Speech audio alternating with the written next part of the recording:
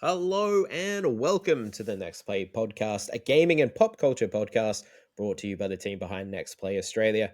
I'm your host, Jamie, and joining me today is Brad, Hello. Berto, Hello. and special guest, Ben. Konnichiwa. On today's show, we will be discussing our Assassin's Creed Shadows and Split Fiction reviews, Silent Hill F, Death Stranding 2, On the Beach, EB Games retro trade-ins, and much more. But first, let's go through what we've been playing. Ben, you're the special guest. You can go first today. Well, non-review wise, I just finished up Legend of Zelda Echoes of Wisdom last week. After playing that casually for 3 months, it was pretty good. And review wise, I've been playing 2 Point Museum, which is pretty chill, pretty good sim game. And just finished Split Fiction last night as well. So I'll leave my thoughts to that while we discuss the review. Alrighty, how about Berto yourself? Have you had time to do some gaming? I've only had a little bit of gaming, not much. I'm in between jobs at the moment, so now I officially have a lot more time as of today, which is great. But I've been playing What Remains of Edith Finch. Obviously, we'll talk about that in discussion Monday, and instantly fell in love with it again. Just there's so much I want to say, but I won't, or else we'll spoil it. Yes, please don't. How about yourself, Brad? Yes, a lot again. I played Split Fiction, which I'll talk about later. Been plotting along with Final Fantasy IX on the YouTube channel, having lots of fun with that. Kind of seeing where the character arcs are starting to go, which is really fun. The cast is great. Yeah, no notes. Love the game so far. Also been playing through the Monster Hunter Wilds story, which is fine. The game itself isn't a game that like I'm having fun, but it's not a game that it doesn't make me want to play the rest in this series. Because like that just type of game isn't really for me. But I'm excited to see like the post-game content because that's apparently where all the magic is. So just waiting to get through the story and get to that part. I also played the demo for Karma: The Dark World, which is also on our YouTube channel. It is a kind of like a walking simulator with taking inspirations from Hideo Kojima, Christopher Nolan, like that type of vibe. It's very wacky, like a psychological thriller, also with horror elements. It's very scary. You can see me shit myself in the Let's Play video a few times. So yeah, go check I have to that watch out. it after this. Yeah, you do. I mean, you should have already watched it, but yeah. But yeah, that's what I've been playing. Oh, sorry. Also, Yu-Gi-Oh! The Old Days collection. I've also been playing a bit of that as well. So a lot, but yeah. Sounds like a lot on your plate at the moment, that's for sure. So for myself, we've had 2 weeks. It's been 2 weeks since I finished Bloom and Rage. I think I touched that, had started on the last episode. I had mixed opinions on it in the end. I think score-wise, I'd probably give it 6.57. As I said, I thought the writing's just like lost all subtleties in terms of how it was actually explaining the story a little bit. And there's some weird character arcs near the end. I remember messaging you, Brad, and I was just like, why are they reacting like this? Why is no one reacting to certain things happening on the screen? Yeah. But I'm still looking forward to finishing it all off. I think it's just a bit weird releasing like half a game and then you have this big break in between. Well, it's only 2 months, but I would have liked to have played it all to see if the story flows better, because you're only getting, if you watch the first half of a film and don't watch the whole film, you're going to miss a lot of context and see the payoff. So I'm hoping that the second half sort of makes up for it, and it does get better in that later period. That's for sure. Um, It is weird, like having it episodic in just 2 parts. Like it kind of made sense in like the Telltale days where there were 5 episodes. mm, But yeah, it just feels, and like it's not like they're making more money off it either, because like you pay for it and then that's it, right? So I like believe so. Yeah. it's Yeah, it's like just a free DLC or something. Free it's download. like, couldn't you just like push the game back a few months and just release it all together? Like, yeah, tape 1 landed on a cliffhanger, but like it still would have been that effective if it was all in one game. I don't know. That's my Maybe it's thoughts. got like some marketing points to it. Like you finish one half, and then like us, like we're talking about it, and like, oh, it's got a cliffhanger. So then everyone will like, go out and play it and play it to the cliffhanger, and like, what's 2 months or whatever. And then they get that kind of marketing build up to the next part, and then they kind of get like another boost of marketing because then they can say tape 2 is out. Fair. I don't think that, if that is the like kind of strategy they're going with, I don't think it's working that well. Oh, I didn't because say it was a good idea. Oh yeah, no, I just don't. I haven't seen much buzz about the game, and I can't see that buzz taking off in April when the second Agreed. tape comes out. So while you guys were talking, I remember the biggest issue I had with the game, and I think it was the characters themselves. They all have this all of a sudden we're the besties forever, and like Yeah, they meet and then like they just immediately connect and just yeah, and it like there's a pre-established Maybe they're relationship just between two friendly. of the characters already, and that makes sense. But like these people are willing to die for each other, and like I don't know, like it just seemed so unrealistic. I'm gonna move on because I've played other things. I've also played Edith Finch. It was fantastic. Won't talk about it. I played another game called Back Then. This is just a walking sim that I had picked up the other month. It was on discount. It tackles Alzheimer's disease, which I thought was interesting, so I wanted to check it out. It's just Was got it some sad? issues with it. Like it does try to be. I found some of the audio was really hard to actually make out over like the sound of the environment as well. You could tell it was a smaller studio. There's a lot of frame rate drops, and like I found just trying to get around some of the areas with kind of like a maze. So it's fine in terms of like gameplay, but I like the thematic ideas that they're trying to accomplish. I just don't think it nails it as much as I was hoping. I think some people, especially if this is something that is close to home for them, it may hit them a little bit more. So that's one to check out. So that's Back Then. I played Split Fiction. I believe I played the first 40 minutes and then I didn't play it again because I've been playing, drum roll, the review that we're going to talk about, Assassin's Creed Shadows. Yay. Alrighty.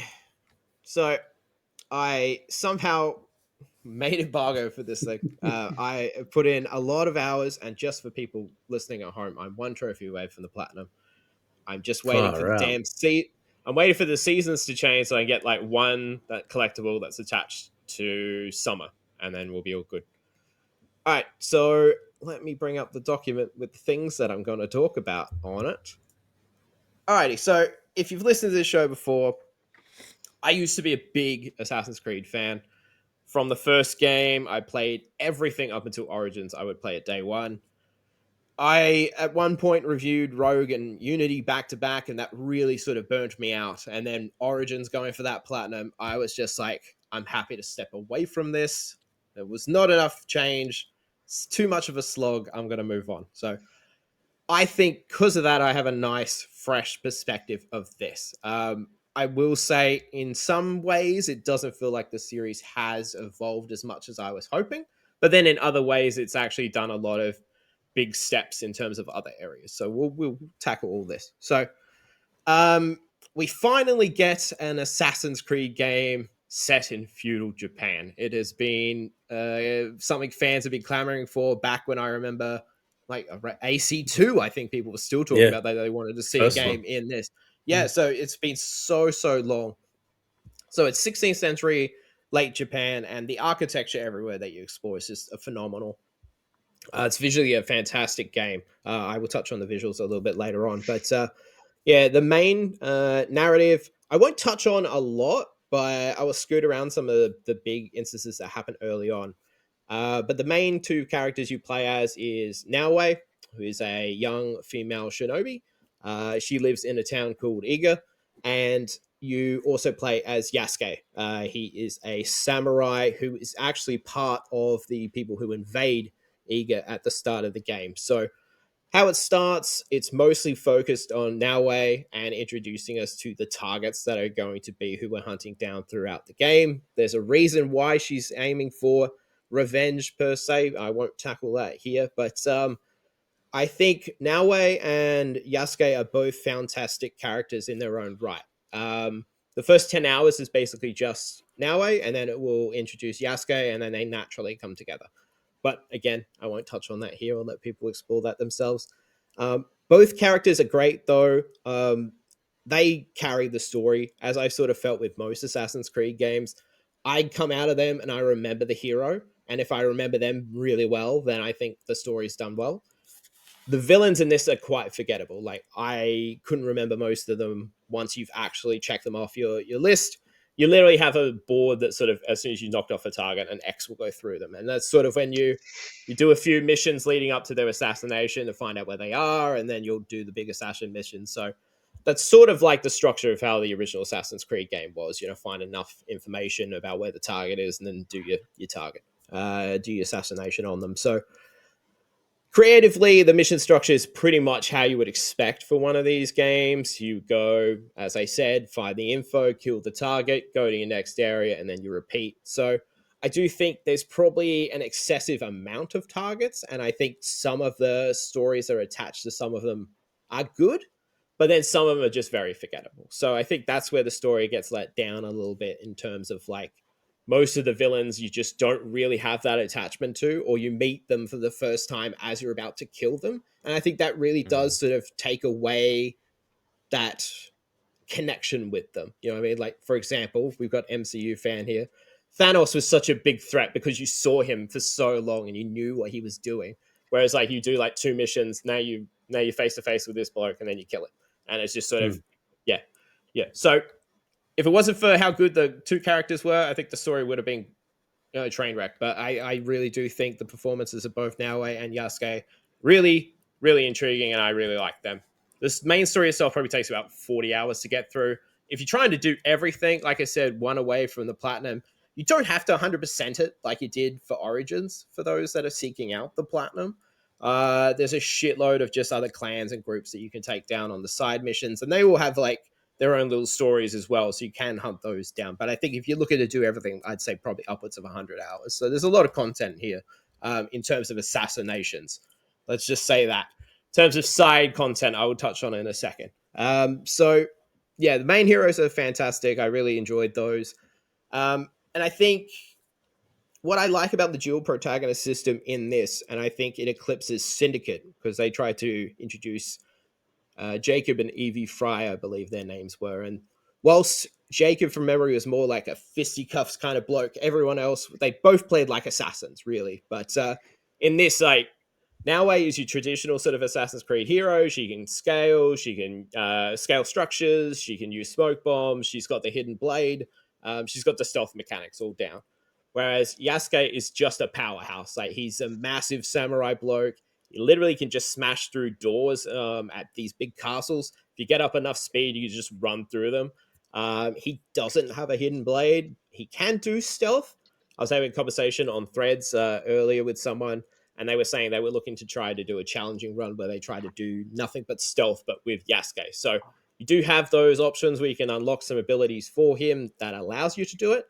But I think the fact that they're so different really does make things interesting. Like, you can tackle a mission completely differently if you tackle as Naoe or as Yasuke. So what I was doing personally, I would use Naoe to go around in terms of exploration, because like Yasuke can't really climb anything because he's a samurai. They ain't climbing big towers and everything like that. So there's a funny little Easter egg. There's a trophy if he jumps off one of the high points, because you can switch and fast travel as different characters. he just starts screaming on the way down. So because it's not something that he would do, and I think that was a nice little touch. So if you're looking for a cheap, easy trophy, you can do that one. But yeah, Yasuke in terms of combat is so satisfying. Like in some of the screenshots in the review, I tried to get some of the stills of after you've decapitated people or cut off their arms. Or he does this thing where he just gets his long katana, shoves it in them, and then lifts them up and then throws them to the side. Like it's just super fun. Like, and he does like the 300 style kick, like the front kick. So you can just send people flying through like doors, crates, and everything. So it's just really fun. And like Naoe herself, like she's more agile and doesn't take as much damage. So you do have to be sort of more cautious with her, but you can. She's got I forget what the name is. It's got the long chain, like a scorpion type thing, where you can throw it at someone and then pull them close. Of Mortal It's not Kombat. kunai, is it? She's got kunais that she can throw. I don't know. There's an exact term for this. I haven't done my homework. I apologize. But either way, you can do these long distance assassinations, which are really fun. So you would just like throw it at the target. It will get lodged in them, and then you can just sort of zip in and do your hidden blade into their throat. So combat's fantastic. It's really responsive. And I think in terms of like Assassin's Creed, like let's be honest, if anyone's played the earlier games, the combat was not great in those. It was like 20 people would surround you, and one by one they'd come in and just sort of poke you. Go. Yeah, it was not designed for that. But I think in terms of combat, this is probably the best I have experienced in the series. I barely had any glitches or any characters doing some freak outs. I will say sometimes if you're on like a step, like let's say one of your legs just goes on a little bit of a ledge and someone's here, sometimes some of your swipes don't hit where you want them to, which is a little frustrating. It doesn't happen enough that I even made note of it in the review. But in terms of the characters, you can basically switch whenever you want, unless you're being spotted or you're in enemy territory. And some missions will at the start tell you who do you want to play as. So you could switch midway if you want. Add some replayability if you want to go through and see what Naoe was doing during that mission if you wanted to replay it. So that's a nice little thing that they've added. So yeah, combat fantastic. Shadows is technically an RPG, so loot, it's nothing groundbreaking. You've got the different tiers, different colors, and you level. Each character has basically a shared level system. So let's say you play as one character basically your whole time. You're not going to be let down or sort of punished if you then switch to the other playable character. So you can still find loot for the other character and everything. It's a whole shared system. So there is specific loot for each character, but if you're playing as Yasuke, you can still find loot for the other character and you're not going to be punished or anything. So I think that was really a cool idea. The loot itself, like I mentioned it in the review, I don't think it's really done anything to revolutionize anything. Like it's very similar to Origins as is. Like I'm at level 56, I think, at the moment, and I very rarely stick with anything long enough to really become attached to it because, well, I'm going to be underleveled if I don't put this on. So you're basically just constantly switching. You can't just instantaneously just pick up a piece of loot and just equip it straight away. So sometimes you have to go in the menus to do that. But yeah, it's loot. Like some of the loots will give you an ability or you get a little stat buff and you can choose. But like I said, I haven't really stuck with a loadout because I'm now level 56. Oh, now I've got a 57 weapon and and you're just constantly changing. So it's good that you get so much of it. But yeah, I haven't really become attached to anything. Some of the visuals on the loot is good though.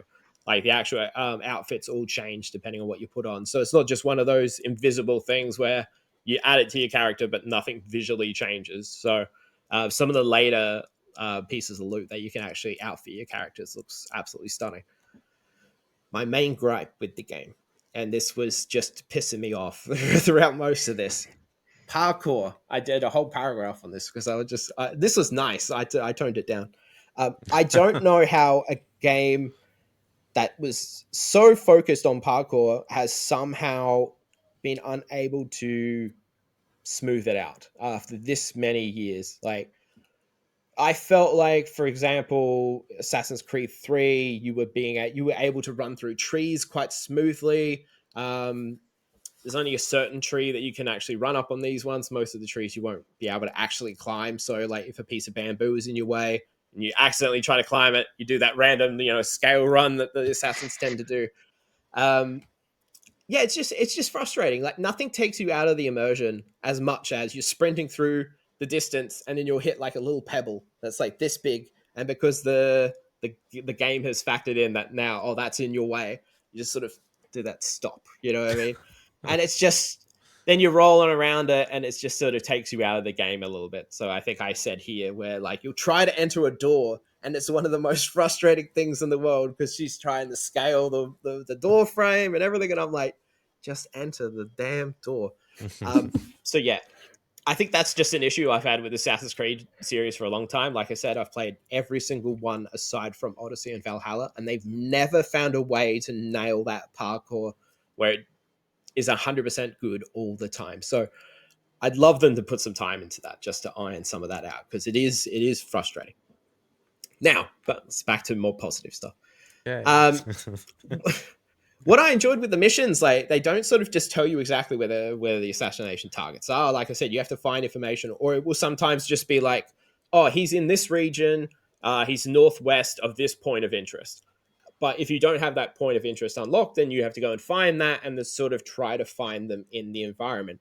Now, this really encouraged me to go and explore. There are ways where you can reveal it on your map. You get scouts, which you can then use on your map, and if you around the designated area, it will sort of give you an instantaneous reconnaissance of the area and tell you where he is. But the fact that it encourages you to do that, I actually really liked it, because it really took me out of like, okay, let's see if I can find him on my own. And then when you find the targets on your own, you do feel that sense of accomplishment. So I really like that aspect of it. Speaking of the whole scouts, the scout, and there's also a hideout builder, which I really didn't mess around with, because it was just like there's a few hideouts rooms that you can create, and like the actual resources to build these are very sort of, what would you say, just not easy to find. I think you can go buy them from some vendors, but you can't just buy them while you're in the hideout building sort of mechanic feature. I would have liked to have been able to do that instead of having a fast travel back somewhere else and then come back. You can do contracts, which allow you to get some of the resources to build it, but I just didn't really feel like the rewards for investing in the hideout system really made it something I wanted to really mess around with. But I can 100% see, and I touched on this in a review, I can see some people spending hours trying to get the perfect hideout, putting bushes and paths and pets all wherever you want. It's just not really something for me. So keep that in mind. The soundtrack itself is absolutely phenomenal. It has this like traditional Japanese sound mixed with, there's some modern rock, there's some hip hop vibes all throughout. And like during the main story missions, when all these kick in, like when even during the opening few hours, like the soundtrack was just like instantly I was on board, because I hadn't heard anything like it. And it's so unique. And I think they've sort of done this in other Assassin's Creed. I remember Black Flag, I think, also messed around with sort of like the pirate theme, but also introducing modern sounds to it. So in terms of that, it's probably one of the better soundtracks that I've heard from the Assassin's Creed series. I absolutely fell in love with it. It's the same in terms of the environmental sound design. It's fantastic when you're just riding around and you hear thunderstorms off in the background as it will slowly come into view, which is stunning as well. Riding through towns, the rustling of the breezes. Like I didn't really play with headphones, but I think you could truly appreciate it with headphones, because I actually do think the sound design is phenomenal. The other thing I really love with the visuals, like I said, this is easily the best looking Assassin's Creed game. And like, say what you will about the Ubisoft formula, they know how to make a good looking game. This is the exact same. It's an absolutely gorgeous, stunning vista. Even the cutscenes, I mentioned in my review, like the cinematography on some of these shots, like it feels like those old school Japanese films. And they've really gone to that attention to detail to sort of portray it in that way. So the visual direction is fantastic. As I mentioned in terms of my trophy, there's dynamic weather and there's dynamic seasons. So You go through summer. All the hits are there in terms of the seasons, and they're all visually fantastic. Like you'll hit the browns and the oranges leaves in autumn, and then it will hit off to snow, and then summer pops in, and then you're back in spring, and now there's all the trees are all lush with all different colors and everything. Stunning. It's absolutely stunning game. The last negative I will touch on is that I just don't feel the size of the open world was needed. Like it's very sparse. At least for me, I found most of the side mini game activities to be very sort of throwaway.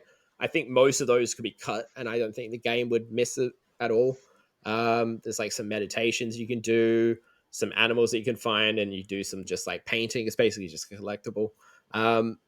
None of the side quests is like there's some castles you can take down, which are they're outposts, and they are fun and challenging. But like that's about it in terms of the side activities. Like there's side missions, but the actual minigame activities scattered throughout the map. It's not like a Witcher 3 where you felt like you wanted to do everything along the way. Here I was just like, I'll do it because it's there. But yeah, I don't think it needed to be this big. I think you could shrink it by easily a third or even a half, and I think it would have been just as fine. It's just like it feels like it pads out the distance of the actual game. I basically summed up my thoughts anyway, so I'll open up the questions. Brad. I do have a question about the map. Is it fictional, or has it got like real? You don't know. It has areas that I know of, but I've never been to Japan, and I don't know a lot about the actual like there's Kyoto, there's a few areas that I know. But yeah, I couldn't tell you. I'm assuming it is because they like reading up on the characters, a lot of that is historically accurate, as much as people want to go on and on about it not being.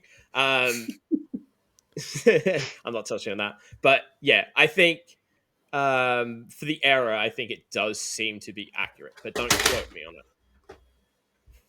Sorry, someone that's falls me by over, accident. falls over Yeah. off screen. I was in shock that you didn't know about your maps.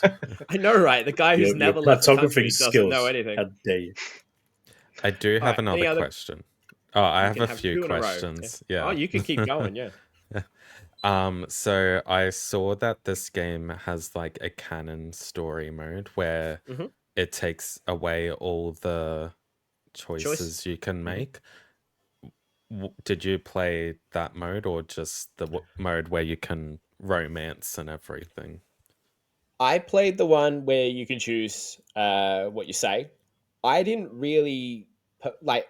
I don't know what the canon is. Like, I didn't play the canon, so I don't know exactly what is considered the canon. But like, for me, most of the choices you sort of make don't seem to do anything. Like, you can do relationships with some of your allies. I didn't even touch on that. The allies are very forgettable. Personally, they sort of just appear, and like in your first interaction, it's telling you, do you want to do the love option? And I'm like, I don't even know who this person is yet. Like, let me get to know them first. Yeah, so I did end up trying that out to see what happened. And you just go on additional missions with the character, and then you do like a kiss off screen and that sort of thing. Yeah, that's the only difference with the canon one. It just means wherever the choices would be, they just don't. It just does it all automatically. What would be the canon story? Now, I don't know if that was made sort of in response to some of the negativity that was come out before the game got delayed. I'm unsure, but it's there if you just want to play completely what it's meant to be. If that is a diehard thing that you want to do, you can do the canon mode. Is like you touched on some side content. Like, what is there apart from like the castles and stuff? Is there like you mentioned like paintings or something before? So the side activities for paintings is basically like you will go up to animals in the wild. You have to be really quiet, and then you'll hold down a button, and she will do a painting, and then that's it. And then you can hang those paintings in your hideout if you want. So I can see some people wanting to do that. Side content wise, a lot of it is like you will go meet up with a character. They'll explain maybe there's some people attacking around the village or there's some sort of conspiracy, and then it will be added to your board, and then it will sort of detail everyone that you are meant to take down within that side content story. Some of them are a lot interesting. Like there was one who simply just asked you to go collect some hidden butterflies around the town, and then you find out it's a whole conspiracy where people were like kidnapping kids. And then there was another one where it was very outlandish, where you were hunting down yokai. And I won't touch on that because that was probably one of the funnier missions that I've done. But yeah, like I said, if you want to do all the side missions and you want to get as much as you can in terms of your assassinating, I make the joke, got to assassinate them all in the review, and like there's plenty there. Like I said, you're probably easy to spend about 100 hours, but yeah, it's not all needed for the platinum or anything. Any other questions, people? Yeah, Ben, you go. So when switching characters, is it like GTA style where you go to a different section of the map, or is it like fade to black and then you're in the same spot, but then you're the other character? Same spot. So let's go and say, so a slight cheat that I noticed is if you go right to the top of like a viewpoint in a castle, then you can switch your characters up there. Only right at the top. So it's like you can clear everyone out as Naoe, get all the way up there, and then pick Yasuke and then come in and just start killing everyone there. But it would be like straight at that point. So yeah, there's very slight delay. I'd say it's like 3-4 seconds, something like that, to just switch characters. Like it's pretty instantaneous. They don't really explain why both characters are available in the same location. It just does it, and that's fine. It makes playability a lot more fun. Like I would find annoying to go to a character and then they go, oh no, you need to talk to them as Yasuke, and then I have to transport back to Yasuke and then come all the way back. Like that would be frustrating. So I think the way they've done it just puts fun above why is he there sort of thing. You know what I mean? Sense. Yeah, exactly. Cool. Any other questions? Who out of Yasuke and Naoi did you enjoy playing as the most? And is there like a skill tree to learn new abilities and stuff? Like, and how is that like, are the abilities you can work up to like worth the effort? So favorite character, I'd probably say I enjoyed playing as Yasuke, to be honest. Wow. Like it's kind of hard to not like going up to like 8 people, front kicking one of them, decapitating another, and then just rushing through and like literally bum rushing everyone. Like it's just really satisfying. Like I still really enjoyed playing as Naoe because, like I said, she's got some cool.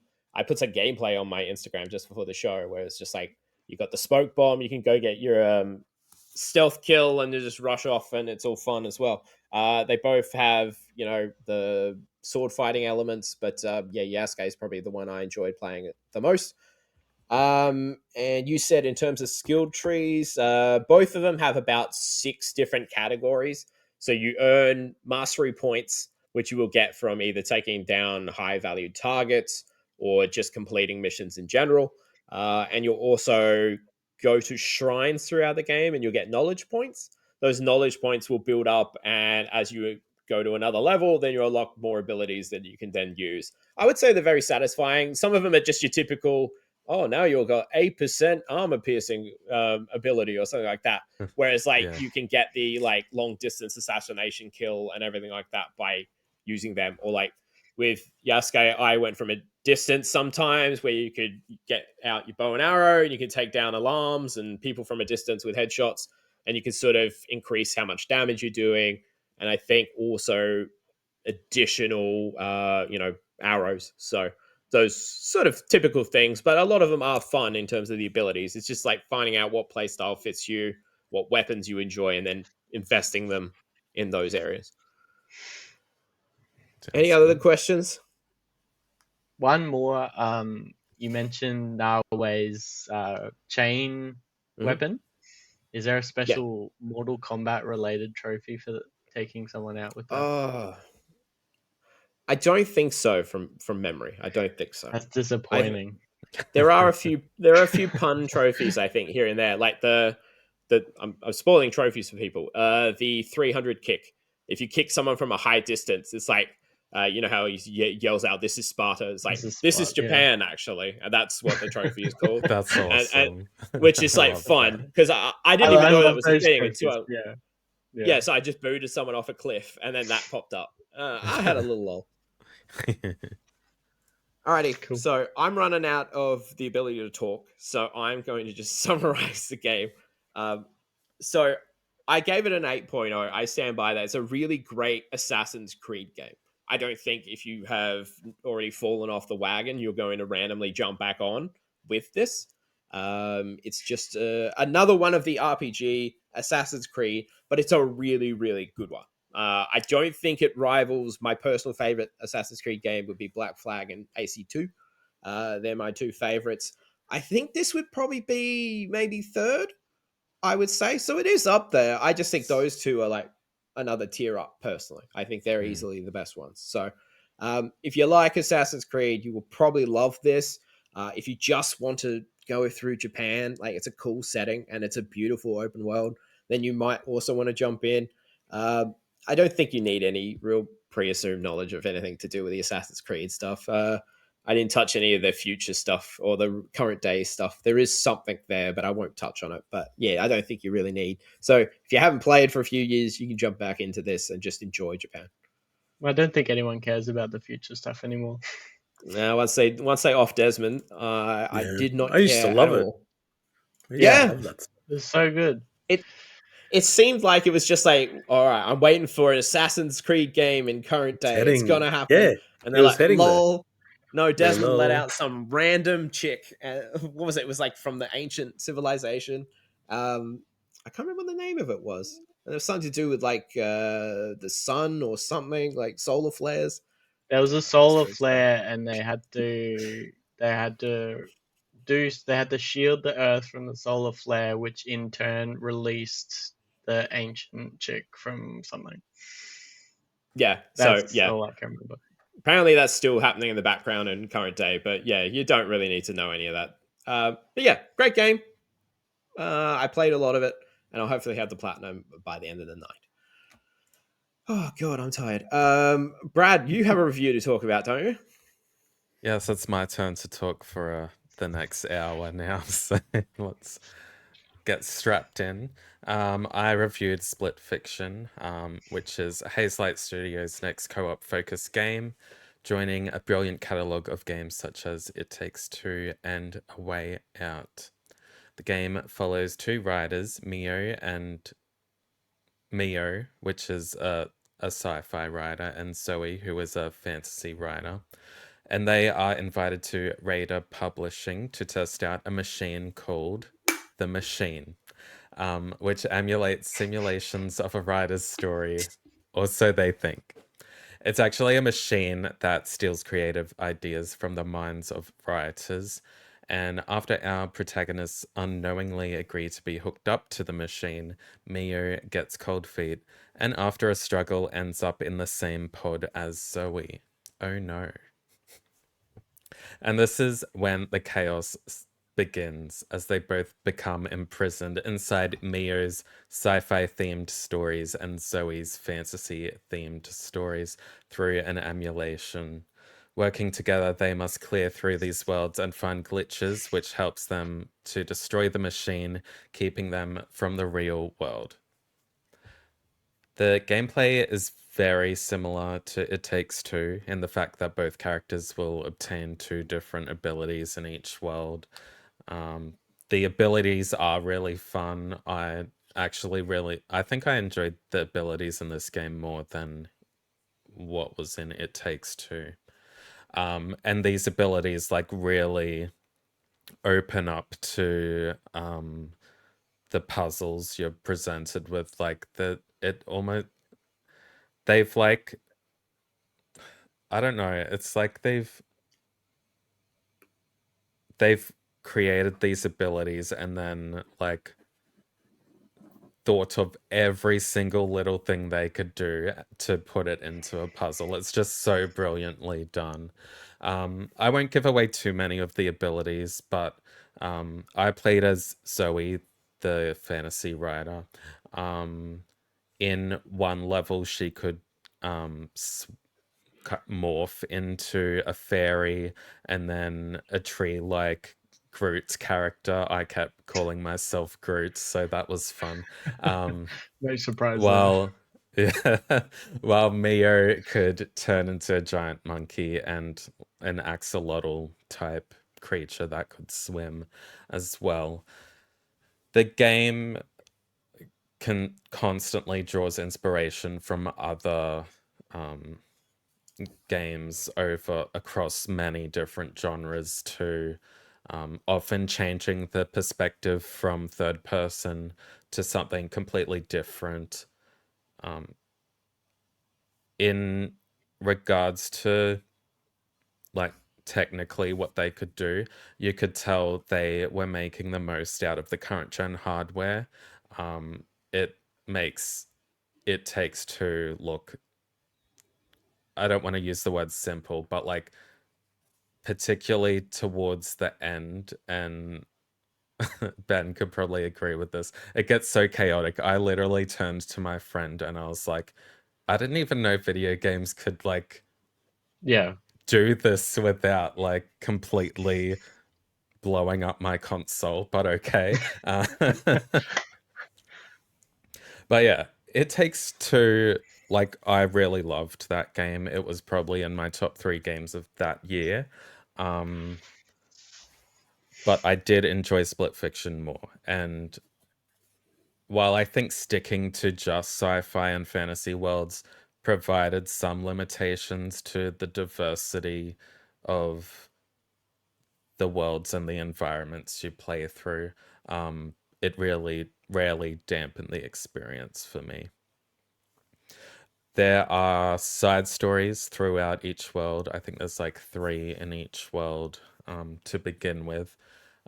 These break apart from the main world and transport you to another world or story that feels a lot more experimental with the gameplay, with far-fetched concepts and ideas. You may have seen one of them in the launch trailer, so I will spoil that one, where you play as 2 pigs, and one of them can fart to boost itself. Yes, when I and the other one can be like a springy piggy. I don't know how to describe it, but that Like was an a laugh. elongated spring, and you can like jump up. Yeah. And that side story just ended so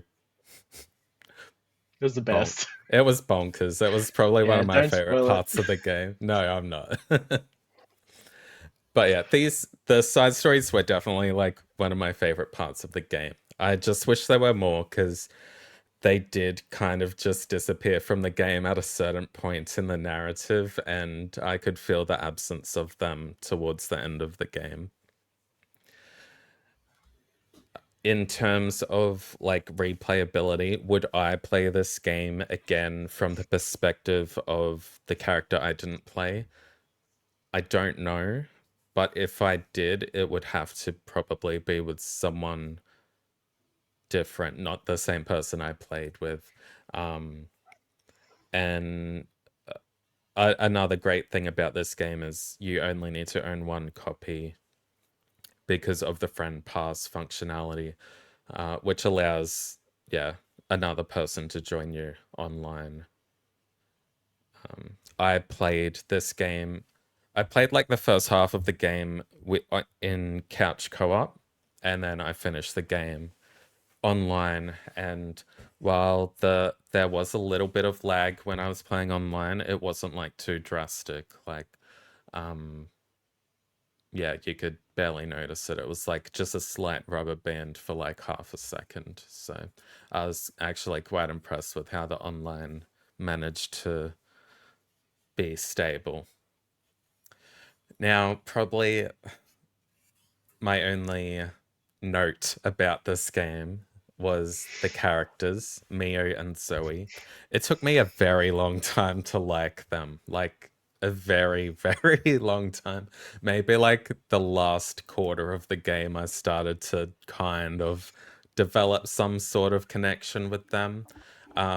They just, It just feels like the first like half of the game they're just yelling at each other constantly. I mean, I get they're probably scared with what's happening to them and they don't really know each other, but like I don't know, they were kind of whiny and bratty a little Yes. bit for me. And Mio But was yeah. so abrasive. Yeah, she was. I was glad I was Zoe because I liked her more than Mio. So,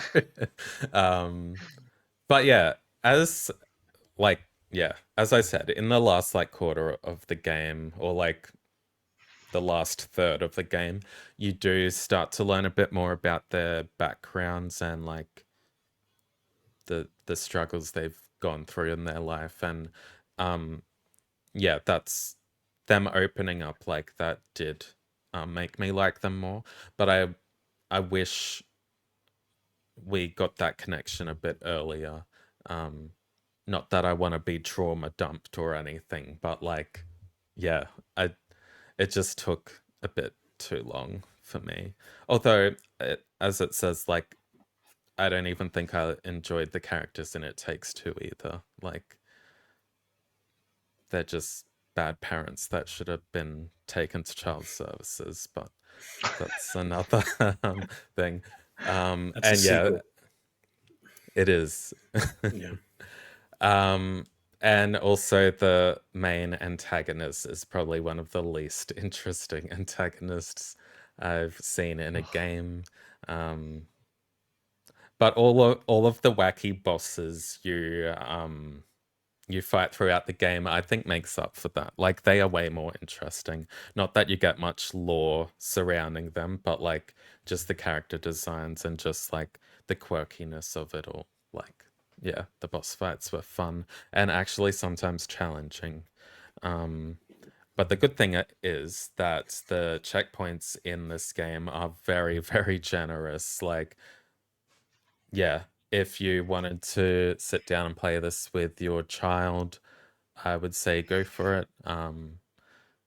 Yeah, it's pretty forgiving if you make mistakes. So yeah, that's all I have to say about this. Ben, you played this as well and finished it last night, I think.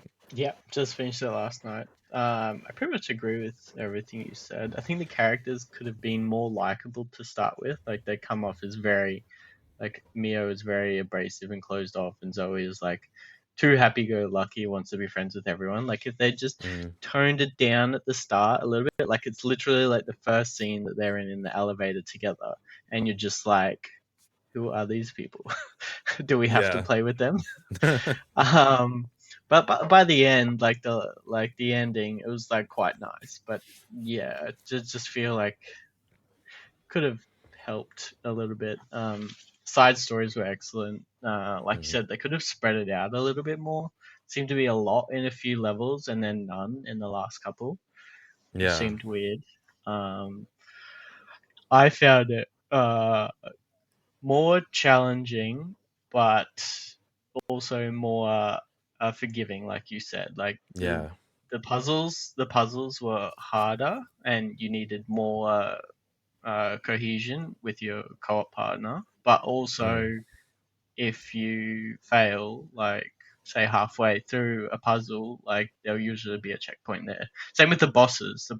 Most bosses had like 2 or 3 checkpoints through the health bar. So Yes, like thank God. if he had like that much health and you died, you don't have to. It's not Elden Ring. You don't have to start again. So that was good about it too. But that last level, like, not gonna spoil anything, but like you said, Brad, like I didn't even know how they did it. Like on a No. technical level, like this is insane. And like the amount of times I was like, whoa. It literally gave great. me a headache at one point. So. Yeah, I was spinning. But aside from like the characters at the start, it's definitely worth playing. Looks incredible, like every scene. I think one of the things I pointed out was like in Takes Two, like your immediate vicinity looks really cool, and then like the distance is kind of a bit meh. But Yeah. like here, like it's so detailed where you on a level. Yeah. But then in the far distance, like if you're in a futuristic city, like you can see buildings and cars far, far in the distance, and it looks just as good as the ones right next to you. So I Mm. think obviously hardware-wise that helped, but yeah, what they've done is amazing on a technical level for sure. Yeah. Definitely worth playing. So I enjoyed the fantasy levels a lot more, in particular the longer one. I don't want to spoil it because it was my favorite world, where you get a pet. Yeah. That was definitely a highlight. The sci-fi levels, I'm not really a giant like sci-fi buff, so like after like the second one, I was like, I could just stay in the fantasy worlds for the rest of the I game. think that's kind of what this game is good at. Like especially if you do have like both friends are like you like sci-fi more, someone likes fantasy more. Like it is good like that. Like I enjoy fantasy, but anything sci-fi is up my alley. So I love the sci-fi missions. Like I love both, but the sci-fi was just so cool. Like I think it's in the trailer, so hopefully it doesn't spoil it. But there's a bike scene Yeah. where Yes. you're on bikes, and that's really cool. Sort of like Akira kind of vibes. Classic anime, but yeah. Yeah. I will say I enjoyed the gadgets in the sci-fi worlds more than the fantasy, but overall I enjoyed the aesthetic and like just the concepts of the fantasy worlds a bit more. There was some good sorry. No, you're right. There's some good little not cameos, but like Easter shout outs to eggs. franchises and Yes, there was one in particular. I was like, oh my god. and there's one in the side story. I don't want to spoil it, but No. you suit up and it looks like suiting up from another specific game, and you're like, oh, I knew that. But yeah, very cool. Message made that. Okay, I'll tell you. You might not know it. I might not. Jamie, Berto, do you have any questions about Split Fiction? Just sounds like it's your game of the year so far. Is it your game of the year so far? Probably. I don't think I've played many games. What have I reviewed so far? I don't even remember. Have I given anything a 10 yet? Probably not. No, Well, I probably have. several, No, I I mean. probably have. According to Jamie, every other game. Yeah. Yeah. Yeah, it probably is my game of the year so far.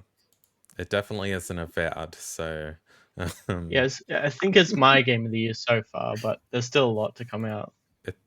there definitely is a lot to come out, so I'll say it's my game of the quarter. That's pretty good. Yeah, no, it is like really good. Like, as I said, the only qualm I have about it is the characters and like the gameplay and how fun and just crazy it is at sometimes. I don't even care that the characters are boring or annoying either. Like, It sounds highly original the way you're explaining it. Like very new. Like almost. Even though it draws from like other games or genres, like there'll be like you'll randomly just go top down and use your right analog stick to just shoot. And I'm pretty sure there was like a Metroid inspired level at some point too. So it does draw from a lot, but like it doesn't feel like it's just copying. It's just like this is what these games are. Like they not only mock other games, but they also I don't know, just it's so good. Like I don't know, I knew this game would be good, but like I didn't think I'd like it more than It Takes Two. Hmm. But yeah. Jamie. Not so much questions, just three things. Firstly, I'm so I've said it on the podcast before, big fan of Joseph Perez and Hazelight. So I always had high hopes for this, but I'm so glad to hear that it actually has knocked it out of the park. Like I said, I've only played probably about the first probably hour or so. And for anyone playing, anyone listening at home and is thinking, oh, how is it in terms of someone if they don't really game? My missus doesn't play video games at all unless they're doing like side scrollers or co-op games. And she played it, and like I said, as you mentioned, with the checkpoint system, really forgiving. She wasn't finding anything too difficult, and even when she did die, it was like fun because you weren't losing progress, and it wasn't punishing you over the head. It was just like, oh, you screwed up. Who cares? Just enjoy the game. Like that's how it felt, and I think that's great. The one other thing, like you were talking about the characters at the start, the one thing that just irked me a little bit, like sure she's abrasive, but the fact that she was just connecting the dots over what was happening without any evidence. She was just like sprouting like, he's stealing ideas. Oh, if we go through there, that'll fix it. And she's just like, and then the other character, the happy-go-lucky one, is like, oh, you sure? She goes, yep, definite. And then they just go. And I'm like, how does she know? Like, none of this, like, the whole plot is based upon her guessing that this is how it works. That's all. That irked me. What score did you end up giving it in the end, Brad? I haven't settled on one, but I think a 9.5. Oh yeah, 9.5. That's pretty good. Yeah, it's up there. Yeah, that's very good. I can't give it a 10 just because the characters are. Yeah, I've spoken about them. Like, I don't want to keep like shitting on them because like They're not your favorite. yeah, They do and some good development towards they the end. do. Like as I said, I did enjoy them by the end of it, but it just took a bit long. I will say though, it is interesting. Sometimes it is hard. They're built almost exactly the same. Like their character models are quite similar, and at times it was a bit difficult to keep track of where I was on the screen. In sections where it wasn't split screen, sometimes you share a screen. But yeah, it was tricky sometimes. Like in It Takes Two, like obviously the dad was a bit plumper, so you could easily tell who was who. But yeah, a 9.5. I haven't finished my review, so I don't really have a summary. But like, if you enjoyed It Takes Two, or I mean, let's be real, like co-op games like this, they're not. There's not many of them in this generation. So if you're looking for a couch co-op game or just a game you want to play with a friend online, definitely pick this up. And the price point's great too. I think it's what, 70, 60, 70, something I like think I that. saw I saw it for 60. 59. I saw it for Yeah. 59 at Target, I think. So Yeah. like, that's Yeah. pretty cheap. That, Yeah. That's that good. is good. And if you split that with your friend, it's like $30 each. Easy. How long is the game, you reckon? Hours worth? I would say like 15 hours Jeez. max. Yeah, I like think we Yeah. just came in under 15. But Yeah. we have to go back and do some. We missed one side story and there was a few trophies. So Yeah. it depends. Yeah, probably like 12 to 16. I reckon. I'd say. Yeah. That's yeah, all right. that's safe. Yeah, that's yeah, all right for the price. it's good. Yeah. But yeah, 9.5, really good game. Game of the year contender for sure. I think I mean, there's still 8 months left of the year, so it's hard to tell, but I still think this game will be in game of the year nominations or even win a few as well. So yeah. Awesome. Definitely in some capacity. Yeah. Yeah. All right, awesome. Well, as I said, I'm still playing it, so I'll probably be talking about it over the next couple of podcasts as well. I'm keen to get back into that one. Thanks for that, Brad. I'm now going to toss it back to Brad so he can talk about the news. Yeah. We will start off with a live reaction to the Silent Hill F trailer. So last week, Konami held a Silent Hill transmission where we got a first look at Silent Hill F. The game is set in 1960s Japan, where Shimizu Hinako's secluded town has been consumed by a sudden fog that has transformed her home into a haunting nightmare. So, let's watch the trailer together.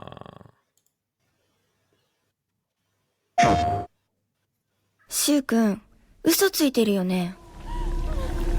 騙せてると思う？ひなこを。ひなこはね、死んだんだよ。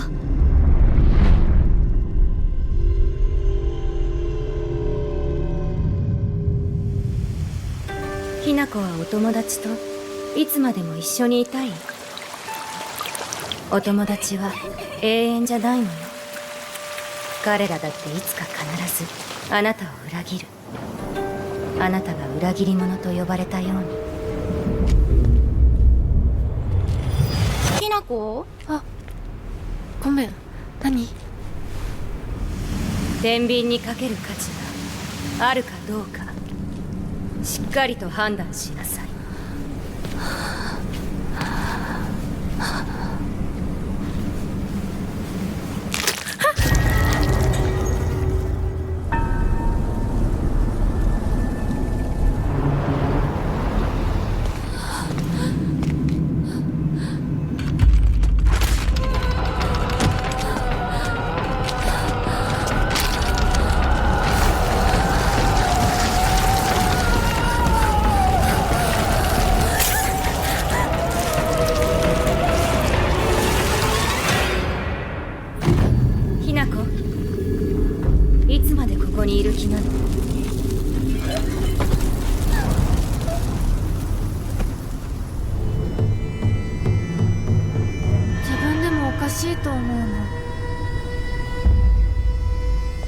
自分がわからない感じ。自分の気持ちが自分で理解できない。私かお前の夢の中ってことはないよな。ひなこ、もう時間がないのよ。あなたが生かされたということは、ここに至ってもまだ迷いがあるということなのね。あなたがそれに悩める時間もう尽きかけている。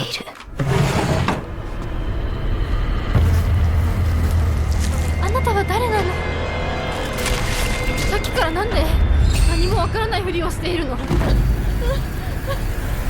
私はね、あんたをすぐに殺すこともできたんだよ。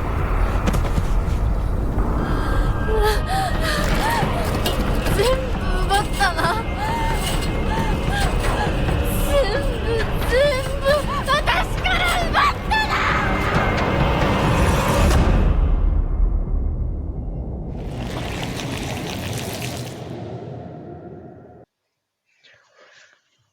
That was awesome. Whew. Chilling. That looks scary. Yeah, it does. It looks awfully terrifying. I suck. So before we talk about the trailer, what is everyone's background with Silent Hill as a franchise? So the only game I've played is maybe a quarter of Silent Hill 2 remake. Jamie, what about you? I played, I believe it was a demo for the Silent Hill. It was like a loot type game on the Vita, I believe. It was some random spin-off. Does that count? No. Probably not. Ben, I what think about you? I want to say, hold on, Book of Memories. That's the one. Okay. I played that free one. Was it last year? Yeah. Oh, yeah. Yeah. The Was that short first message. The short message. Yeah, I played that Yeah. one, and then I reviewed Silent Hill 2 Remake. So I never played any of the classics, but I finished Silent Hill 2 Remake. Yeah. Berto. I can plug the historical gap here. So I played the first one, the second one, the third one. Trust me to have all the oldies. Then I played a bit of the fourth one. That sucked real bad. So I quit after that. And obviously the one that just came out, the short message, because I reviewed that one actually. I remember for here. And Yeah. Silent Hill 2, the remake. Look, I got it. It looks good. The cover, The steelbook looks good. the steelbook you got to get from overseas, and I've been trying to source Ah. that out, but that's a costly exercise. Let's not go into that right now. But no, I have a pretty good understanding of Silent Hill, I would say. Okay. So we'll stick with you for a second then. What are your thoughts on this trailer? I think I've said it before, I really suck at horror games. So bad. And the thing that I hate about it, because I'm such a scaredy cat, it's like some horror games are so good, like Resident Evil 2, like Silent Hill 2. I'm not sure how you reviewed it, Ben, but if you enjoyed it or not, but like, I love scary games. This one looked actually quite, like you said, Brad, quite frightening. Like, I actually was a little bit scared. I was like, oh, I need to watch cartoons after this show now, just to kind of like rebalance the scariness from it. But no, it looks different. It looks very different and unique. Reminded me a little bit of the Deadly Premonition games a bit. Like set in Japan, horror games, real, rose blood kind of like tinted imagery. Obviously, completely different gameplay. But no, I haven't seen it, so just from watching it live, I'm in. Like instantly, I'm in. It just looks really, really unique. Who's making this? Is it Konami? Yeah. Which is their first game that they've made since Metal Gear Survive, I think. Maybe. I will back to check. Ben, do you want to talk about your thoughts on Silent Hill F? Yeah. Firstly, I think I read, don't quote me, but I'm pretty sure, so in the trailer it was Japanese with subtitles. I'm pretty sure that's not like a Japanese version. I'm pretty sure that's how they're releasing the game. Makes to sense. keep with the Japanese theme. That's good. Also kind of like a thought, but maybe for Berto. Isn't Silent Hill, like the idea of Silent Hill is everyone goes to Silent Hill? Like Silent Hill doesn't really come to you? It's kind of it's kind of like a state of mind in a way. Yeah, okay. Yeah. So it's like a metaphysical place. Yeah, and it just seems to be quite Americanized usually. Yeah, that's cool. One thing I liked was like when she towards the end she had like a half her arm ripped off, which kind of like made me think of, if anyone remembers, the Sands of Time, when you like go through the story. At start he has long sleeves and everything, and by the end he's like shirtless. I like that because it shows like a journey. Like, you don't look like James in Remake 2. You look exactly the same as you do in Chapter 1 and Chapter 10 or whatever. Yeah. And you've gone through like dungeons and everything. So that's cool. New monsters, which is good. I liked Silent Hill 2 Remake, but the enemy variety was just like There's only boring. so many pairs of sexy legs that you can handle. Yeah. And by the time I like halfway through, I knew where they were going to attack me from. Like to me that it isn't scary. Like hiding around a corner, like that's to me that's not scary. Every corner, I just slowly pan my Yeah. camera around the corner to see a Yeah, pair of or legs. or hiding under a bed or something like that. So I'm looking forward to this. I like horror games, but I don't get scared in them. So I want this to scare me. I think the one that's really, really, truly scared me is Dead Space. Like the first time I played that was horrifying. Just freaky. Yeah. And like I played Resident Evil 2, and that was like there was a couple of jump scares, but I wouldn't call that scary for me.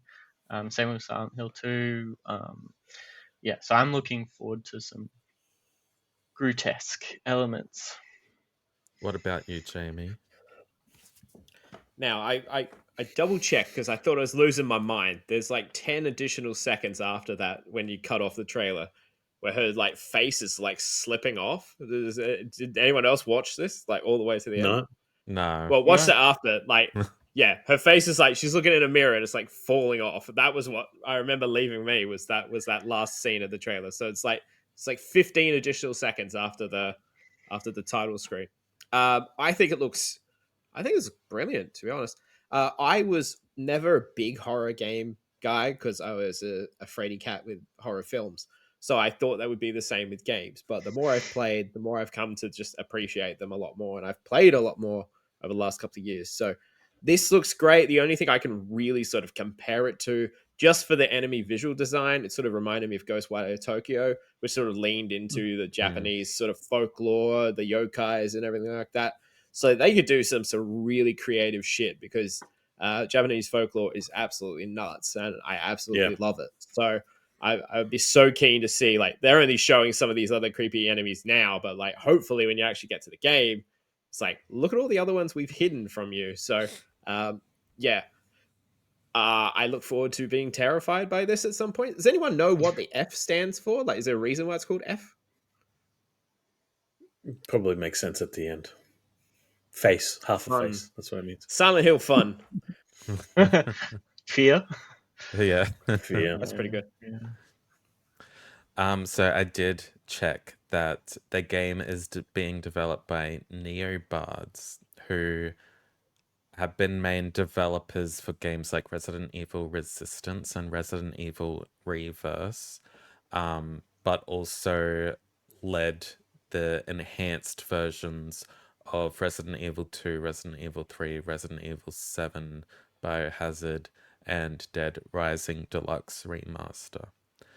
So at least we know the game's probably going to run pretty well and look pretty good. So It does look good. yeah, it does. My thoughts, it looks, scary, as I said. I'll leave the review up to you guys. I am not touching this game because it's scary. So, Can you do it? Can you do like a demo YouTube video, please? Thanks. Oh, Yeah. yes, definitely. You should. Yeah. It's like- okay. It's like All right. 20 minutes or something like that. Yeah. Yeah, Okay, yeah. all right. If there's a demo, I will, and I will have the brightness turned all the way up. All right. So, next we have some Death Stranding 2 on the beach news. Hideo Kojima has finally announced the release date for Death Stranding 2 on the beach at South by Southwest, alongside a collector's edition and a brand new trailer.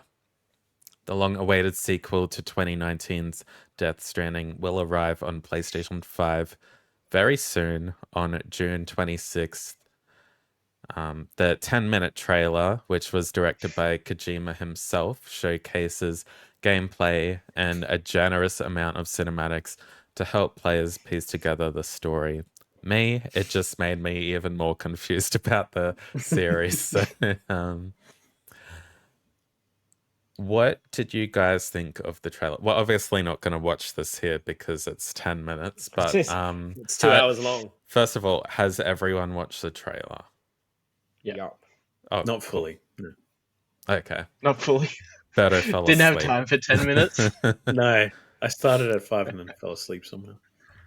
All right. So, what was your overall thoughts on the trailer, and did it make you want to play the first game or replay it? Well, I'll start. It does make me keen for it. I don't know if I want to replay the first one because I played it when it first came out, and I have the director's cut sitting on my shelf, and apparently that's slightly better. But yeah, I like Kojima. I like Norman Reedus. I like I don't know, whoever else is in the cast. I had a list, but I deleted it. So if I have time before Death Stranding 2 comes out, I will play it, but I doubt I will have time. So, Jamie, thoughts? Thoughts on the trailer? I thought the trailer was actually phenomenal. I said this, I remember I put it in the Discord. I've already added the song that was in it to my Spotify playlist because I thought that was badass. Solid Snake from Timu's in this as well. So like everyone's here. Am I gonna replay the first game? You couldn't pay me. It's way too long. As I said before, the gameplay is not for me. I found it incredibly boring. And if I want to play Australia Post, I'll go and work there. I will see for. I will wait. I won't. I will wait to see what reviews are on it to see how it all falls out and everything. But the trailer itself is fantastic. Like I can't deny that, even with my criticisms of the first game. Yeah, I think I said like it was a 10-minute trailer, but it didn't feel like 10 minutes. It felt like it just went by like that. Yeah. Ben, I don't think we know your thoughts on Death Stranding in general. I am not going to make the same mistake I did with the first one. So when the first one came out, I was like, everyone was like, oh, this is a walking simulator. Don't play this. I was like, put off by it. There's no Was that Jamie? I was one of the few saying that, to be fair. Everyone I knew loved it. No Australian Post. Like, you walk, you deliver on foot for like barely like an eighth of the game. Like, you unlock vehicles so fast for like, if you focus on the story, like it's a couple hours max. But that's besides the point. Would I replay this? Time, if I had unlimited time, of course. But also, I feel like this is one of those things where it's like it's an experience, like a massive 3-hour movie that like you just like immerse yourself in, and it's like it takes like everything and you just enjoy it from start to finish. But once you've experienced it, it's hard to re-experience it for the first time. So like a lot of the draw for me when I was playing Death Stranding was that the payoffs for the mysteries and the story were some of the best parts. The gameplay is like not for everyone, sure, but I enjoyed it, and I think it's like kind of speaks to the journey that you go on. Like you go whether you're on foot, on a motorbike, in a truck, you're helping people, you're delivering things that people need, you're avoiding the BTs. Like the whole world is just amazing. Anyway, back to what I first said. I didn't play it when it first came out. I waited a few years, and I picked it up for like $30 or something. And I'm like, oh, I'll give it a go. And I didn't stop playing it for like a month. So I'm definitely picking this up day one, and it's Kojima. It's going to be a Game of the Year contender, in my opinion. Yeah, it's hard to imagine a world where a Kojima game isn't a Game of the Year contender. Exactly. Berto, what about you? Well, obviously, I got to complete my homework properly and finish off the other 24 hours of this trailer. But just, I think we've already discussed. I think a long time ago we were talking about controversial takes, and my opinion is exactly like Jamie with Death Stranding. I think it's absolute. It's just Kojima's head all in one, all exploding, everything all at once, and nothing really makes much sense. I have the director's cut on the PS5. Tried to play it. I thought it was absolutely boring for the first few moments. I was just like, nah. But I understand it means a lot to a lot of people, and these people are so passionate. It's unbelievable how much they love this game. And I could see a bit of your passion, Ben, and that's great. But it's just not for me. However, I'd love to get into it. I genuinely would love it because I don't mind Kojima games. Love Metal Gear. Some of it doesn't make any sense whatsoever. And I feel like from what I saw of the trailer, knowing absolutely nothing, none of this is just going over my head. Like, I'm just like, what is going on? You know? But it made sense, right? But that's the thing. Like, I didn't know what was going on after like 20 hours in the game. Like, That's kind of what That's the spurred me on. problem. Like, I want to know. Like, I want to know what the hell is going on. Like, why am I carrying a baby? Daryl's holding the baby now. He's outside the case. Well, that's the end. I'd love That's a to spoiler. play the game. Spoiler. For I the genuinely end. want to give it another go, but I don't know, man. It's I do not a sour understand how experience. some people can't get into it. Like, you say Metal Gear Solid doesn't make sense. Like, Metal Gear Solid is like here in not making sense. Death Stranding is it's insane. But Yeah, like, once you do understand a few elements of it, I wouldn't say I understand it all, but the main parts, I was kind of like, "Well, this is cool." Jamie. I know it's Berto's turn, but I just want to say I hit the end credits, and I did like the story throughout. Do I know any idea what was happening for the most part? Probably not. Did I think the dialogue, like Princess Beach and everything, was very on the nose and silly? Yes, but like I said, it's the moment-to-moment gameplay where I had my issues with the game. But it takes a lot for me to get to the end credits, be like 7 trophies away from the platinum, and then give up. So that sort of says my opinions in terms of the moment-to-moment gameplay. There was a lot to do for the platinum. I didn't get that one either.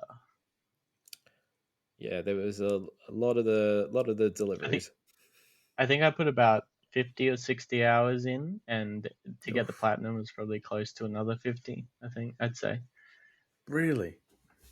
Yeah, because you have to do all these deliveries. Like, towards the end of the game, there's like a snowy mountain area, and you can't use vehicles there.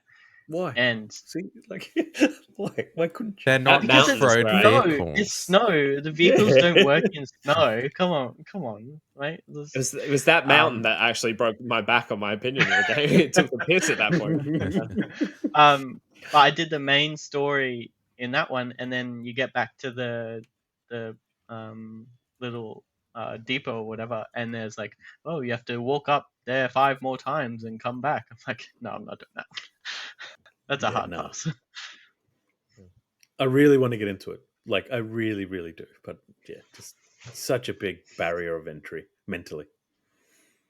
I am no stranger to series that make absolutely no sense, like Kingdom Hearts. So I don't think that would be much of an issue. Kingdom Hearts makes perfect sense. Sorry. No, it doesn't. It's one of my favorite series, and I absolutely don't understand half of it. So call me later. Yeah, I will. We'll talk. There was also a collector's edition announced, which is now pre-sold out, which comes with a digital download collector's box, 15-inch Magellan Man statue, 3-inch Dollman figurine, art cards, a letter from Hideo Kojima himself, plus some in-game items, including a Quokka patch. Did anyone get a chance to nab? Well, I'm guessing Jamie and Berto, you didn't even try to nab this, but I was curious about it though. I was really curious. I did look about at this it. Pre-order. Yeah. I just want to clarify. I don't hate Death Stranding. Let me just say that. I just found it boring. All right, there we go. And no, I didn't get the collector's edition. It's too late, Jamie. They've already commented down below. Yes. I know, right? I already cancelled. Yeah. This whole process of the collector's edition, I found it to be really insane. Initially, how it was behind, in Australia, behind a paywall of being part of a membership program. At least the initial ones. I think it was released in JB separately. JB didn't have a paywall. Yeah, a few other outlets had it too. But just the commentary around the whole thing, and a few people were like, "Oh, are you going to get it?" I'm like, "No, these are the reasons why." But are you going to get it? And they were quite upset. There were a lot of Australians who were quite angry about it. I noticed. So, but I even noticed, like, hours after it sold out, there was editions on eBay for $700. Like, it's just insane. Whoa. Double the price. It was actually quite decently priced though for a collector's edition. It wasn't that bad. $350. Yeah, that's pretty good for $350, I reckon. There's no steelbook. days. I know, that's why I didn't get it. but there's like a little note from Hideo Kojima. No, it probably all it says is, "Hi, this is a Hideo Kojima game." It's like, wow. You know, he didn't actually write it, right? It's just a printed bit of paper. Don't shatter No. my dreams. He wrote every single one. Hand, Yeah. That's a he's whole other hand, conversation. he's handwriting them right now. Exactly. How dare you? He's still doing it. Yeah. Yeah, I get the frustration behind the paywall thing. Like you can't even argue, oh, it's to stop scalpers, because like scalpers obviously have heaps of money to Yeah, be they'll a level probably have be a already level invested in it. 5 member or be an EB World member too. But like no matter what, like there's always going to be scalpers. Like it's just unfortunately a fact of life. They're everywhere, not just with collector's editions. It's with concert tickets. Anything limited has scalpers. So I've seen one big one recently is Pokemon cards. yes. Like Well, Pokemon people are cards festy with that. Yeah. going nuts over that. If you're a scalper listening, stop. We don't want you. Yeah. Leave now. Unsubscribe. Make go. Ben, did you get to pre-order the collector's edition? No, I didn't. Like, it looked nice, but it wasn't like as much as I enjoyed Death Stranding, I wouldn't say it would be something I would spend a lot of money on. If there's like another edition that's like a steelbook edition where it's like 150 thing, I'll get that if they bring that out later. Like usually JB has one here in Australia. I'd get that for sure. But yeah, not the big statue one. Well, I did pre-order it, so I guess I have forced myself to play through the first game. Hopefully I like it. Yes. So, speaking of EB games, I guess that just flows right into the next topic. Hey, they have announced that they are now accepting retro trade-ins. The retail chain will be accepting anything from the PS1 to the Wii and even back to the Sega Dreamcast. It had been rumored for a few months now that EB would start selling retro games, and now the beginning of that process has begun. So they aren't actually selling them yet. They're just, I guess, trying to stockpile. Yeah. After the announcement, an Instagram user that goes by the name of Living a Retro Gaming Life grabbed some of his items out of their retro collection and took it into EB Games to suss out their trade-in prices.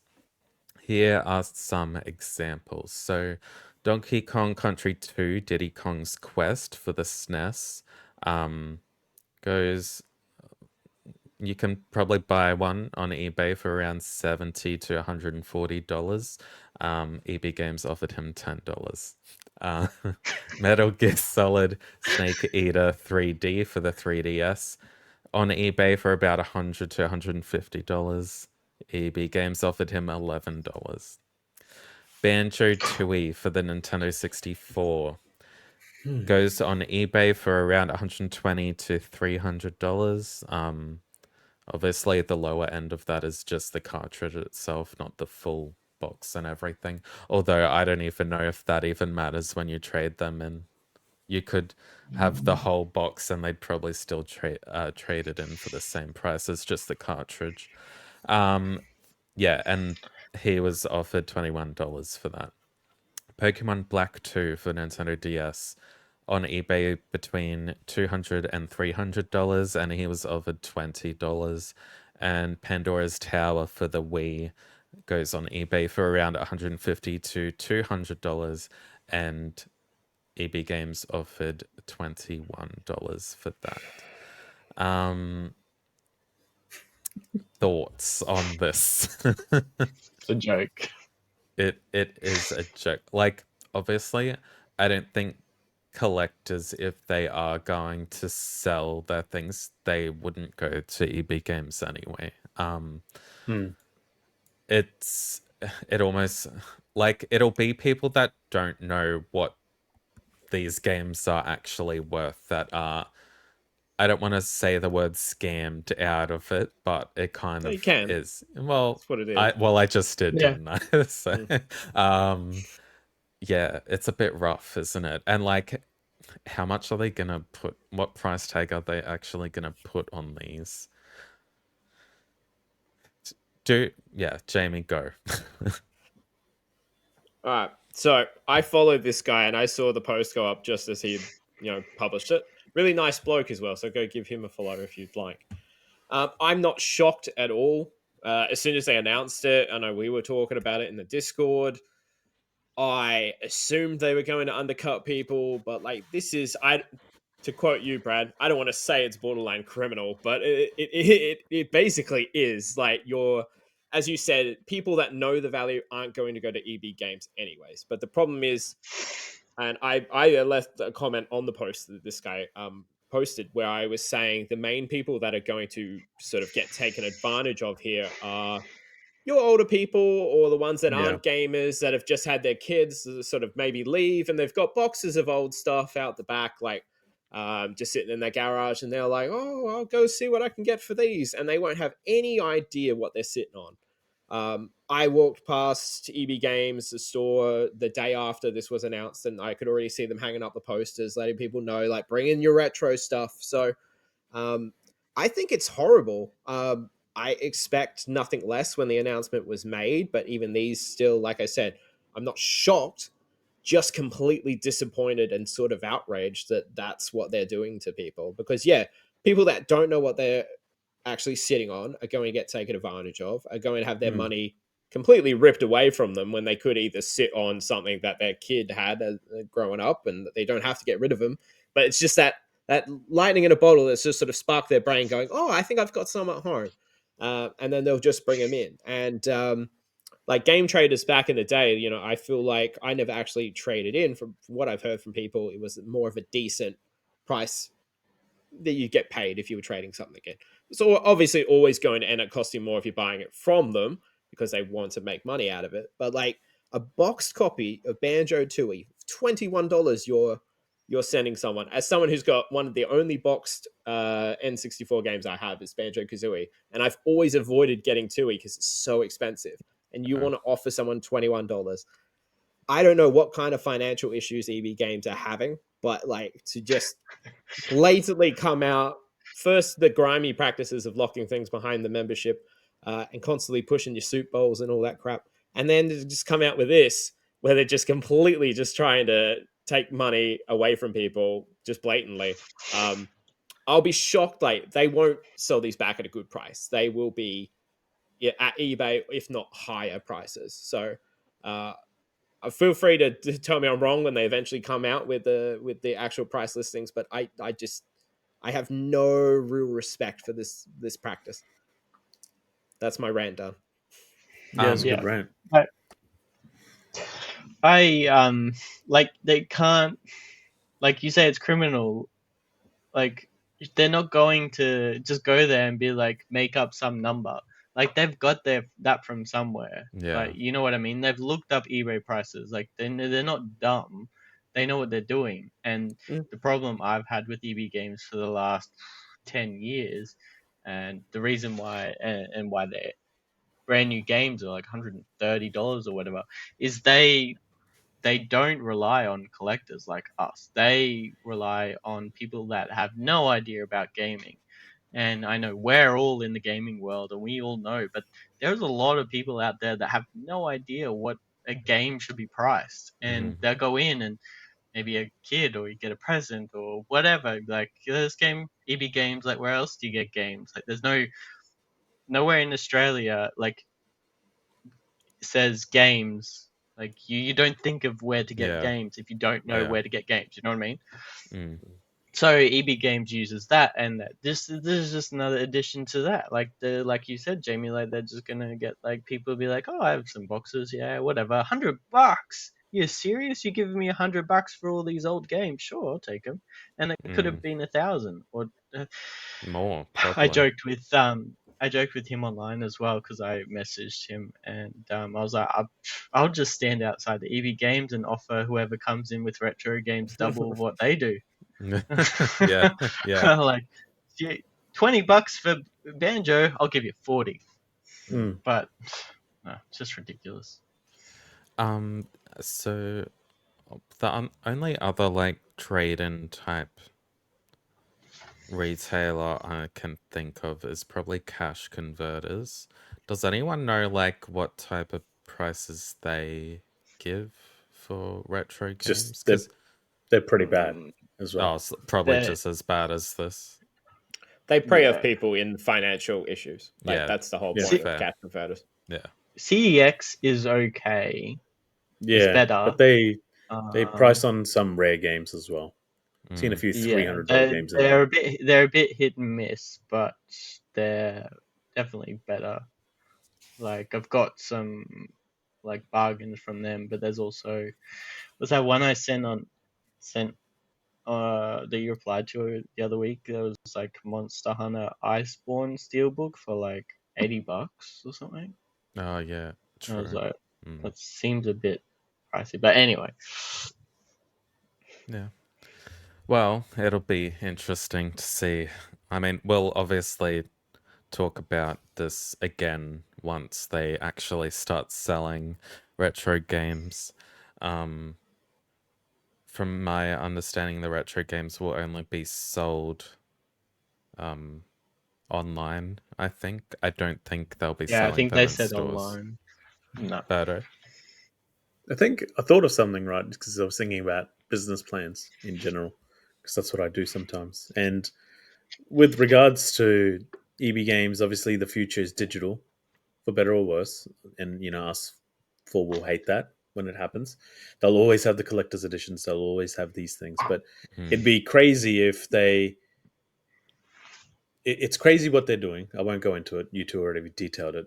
But it'll be funny in a non-comical way if they sell it back to us at a retail price and then a EB membership price. Maybe. And I reckon that would piss so many people off. And I reckon they would be wise to do it in that certain aspect. And I'm saying wise is good. I'm just saying like they would be creating their own ecosystem. And I think that's the plan here. Jamie? I just want to quickly touch on two things. I know I've already ranted quite a lot on this. Just in terms of like trade-in value, I remember a few months ago, I think it might have been last year on the podcast, I bought the Metal Gear Solid collection. And I think it was in 2 weeks after I'd already had EB Games sliding into my DMs via email saying, hey, why don't you trade it back to us? And it was like they'd already taken $40 off the value. And I hadn't even opened it or used it. And now it's lost $40 and they want me to resell it back to them for that price. That's the kind of practices they do. I don't really appreciate that. I wanted to circle back to the online aspect that you were saying. Now, for cashies do, for the most part, when they have their online system, because they do let you buy pre-owned games via online, they do like eBay, where they would take photos of the actual product. You get an idea of what you're actually getting.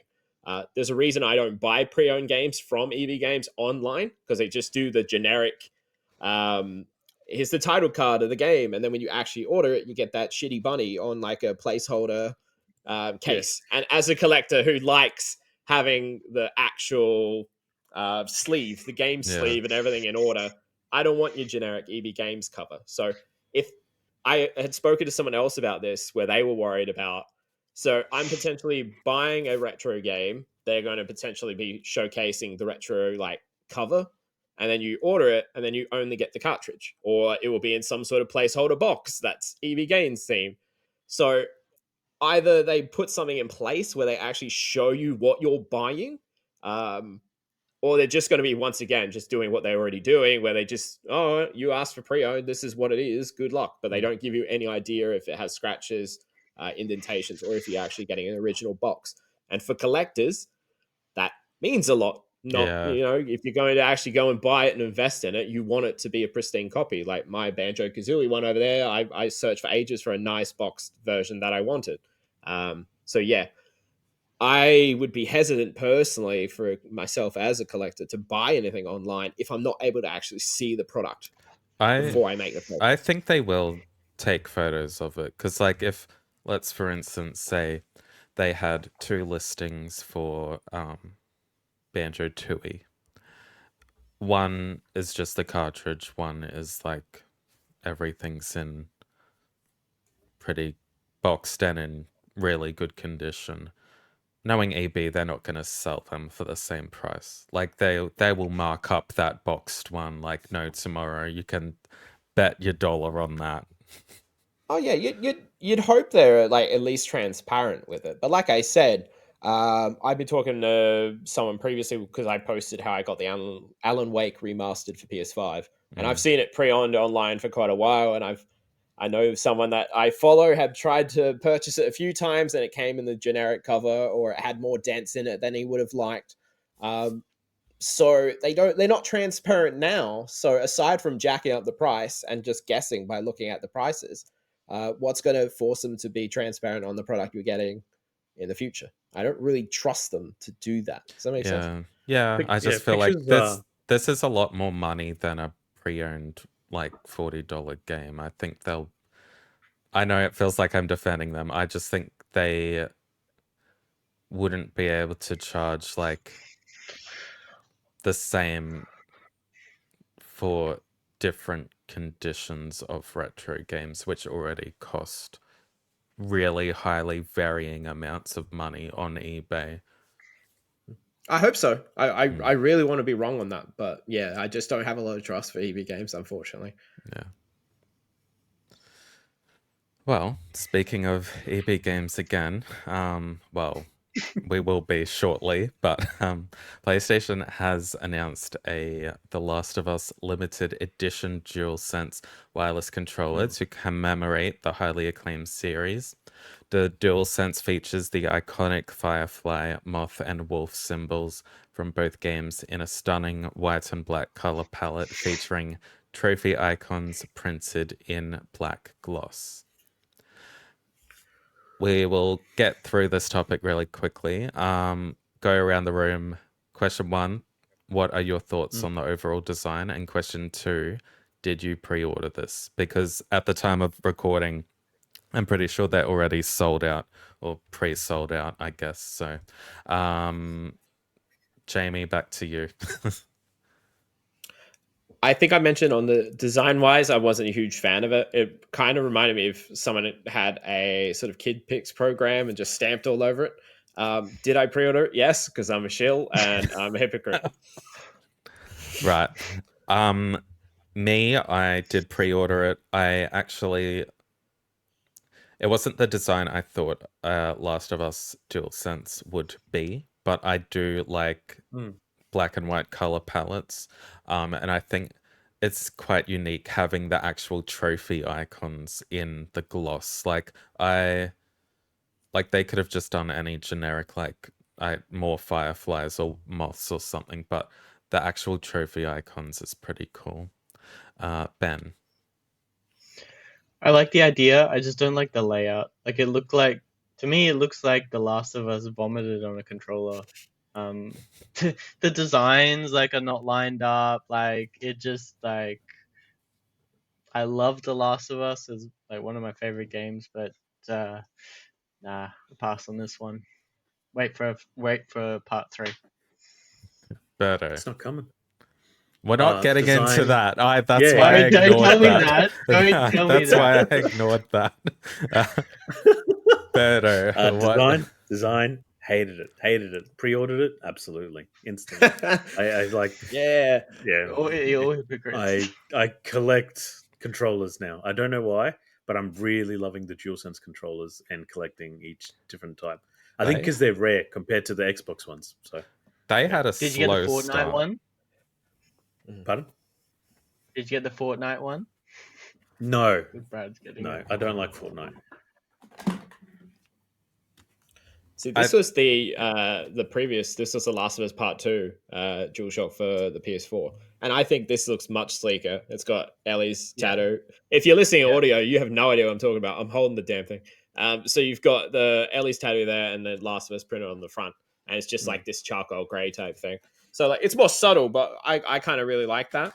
But yeah, See, if they just like the color palette was fine, even if they just had the symbols like slightly bigger and just like equal and black and white, I don't know.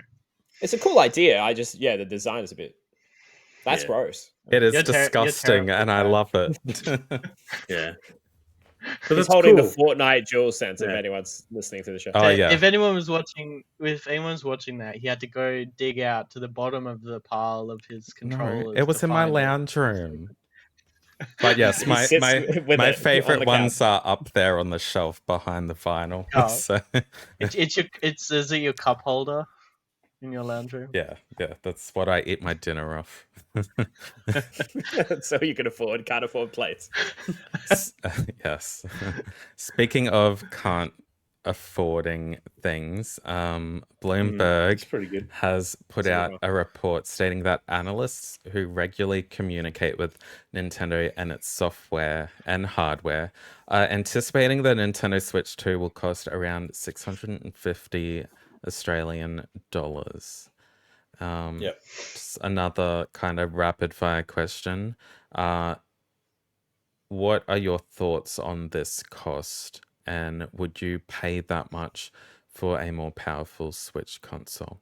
So I think the OLEDs, well, we don't know what the Switch 2, if it will have an OLED or not. I would kind of expect it to have one if it's that expensive. But yeah, would you pay that much for a more powerful Switch console?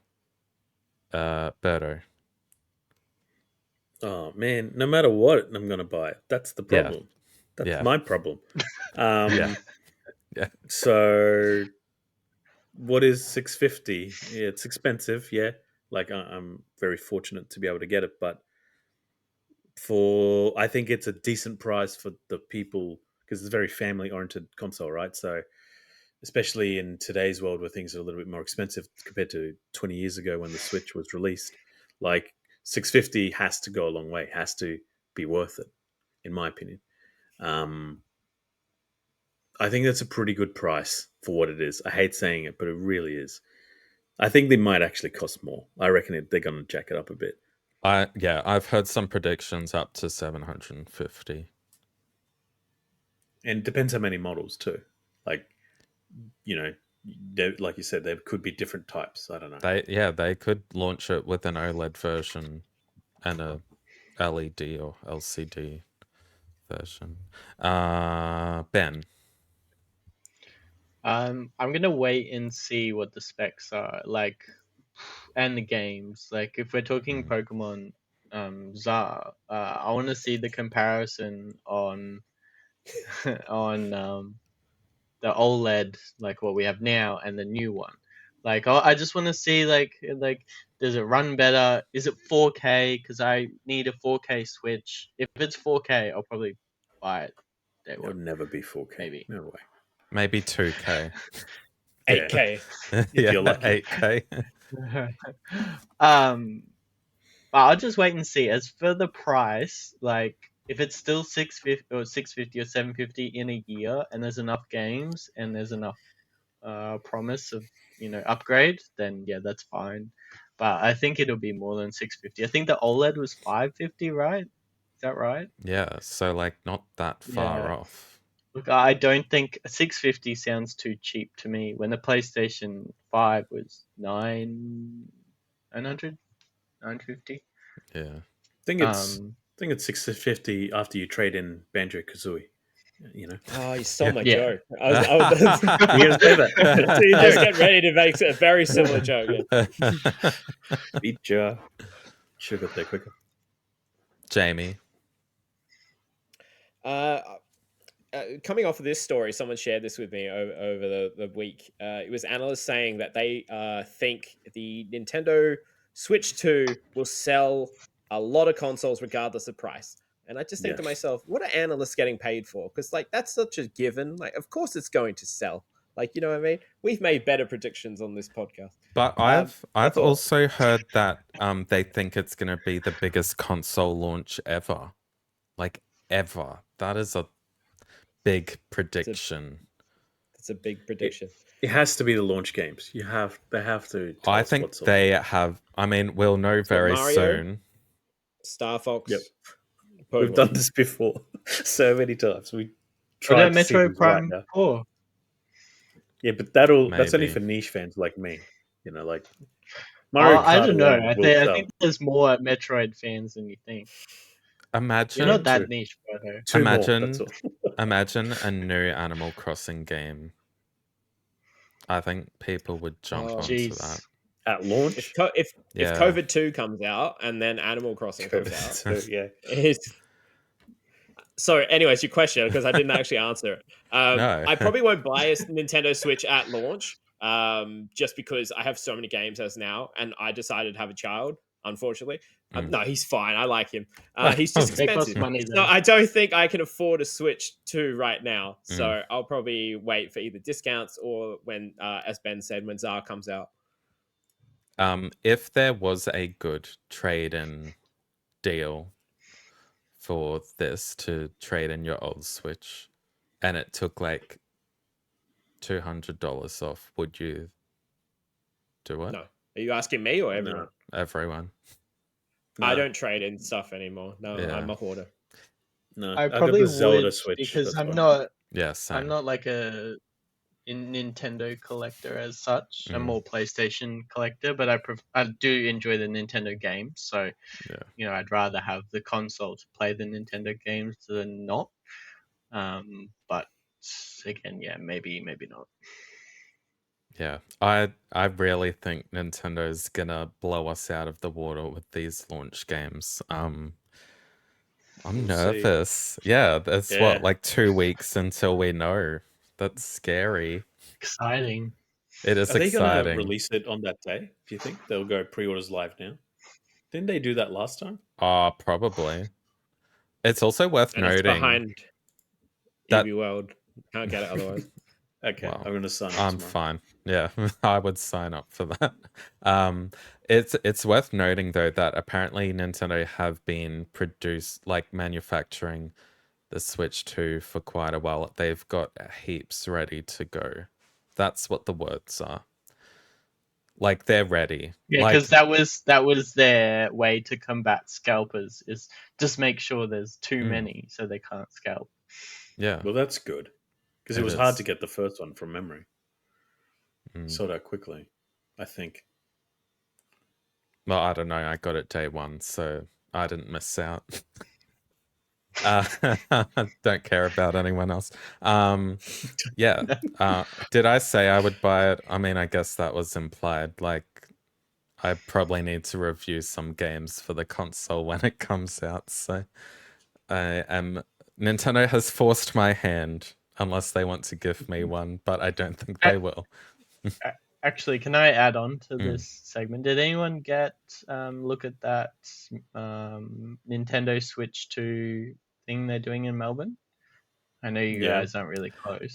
Yeah, they invited me, so I'm going. Yay. Oh, cool. Sweet. I missed Be good out. to They see. said no. I'm pretty sure that You're too old. Too much Yeah. liability. They're like, yeah, too much. Yeah. No Silent Hill original on the PlayStation. Get out of here. I'm pretty sure there's another round for people on the waiting list coming out soon. So if you at home did not get selected, make sure you sign up to the wait list. You might get that warp pipe pass or whatever it's called. All right, and that was the end of the news. Thanks, Jamie. Thank you, Brad. We covered a lot of good topics. We had a lot of fun. Yeah. We got mad. We're now going to transition into the Next Play Game Corner. Each week, the winner of the previous week will quiz the other panelists using games like trivia, name the game, and more. Brad, you won the last round, so you're the quiz master this week. What do you got for us? We've got Name the Game, so I'm going to play audio for 3 different games, and yeah, get points for guessing the game. Please let the audio play through all the way, and then once it stops, Yeah. yell your name, and then you can guess. Don't just yell the answer out, otherwise it doesn't count. Okay. All right, first game. Targets Sandra Dorset. Target's biomon went mute a couple hours back. Suspected abduction. Target could have possibly flatlined already. Not sure you're in time. We're in time, Bug. We. Sure you're on phones, but that don't make you any less part of this squad. Squad. Charming. Oh man.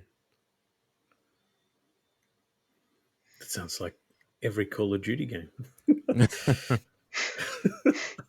Jamie, Yeah, I'll say Gears of War. that's incorrect. No one's got any idea, do they? No. The Are you voice giving sounds hints? familiar. Like I think it's something I've played. It came out in 2020, I think.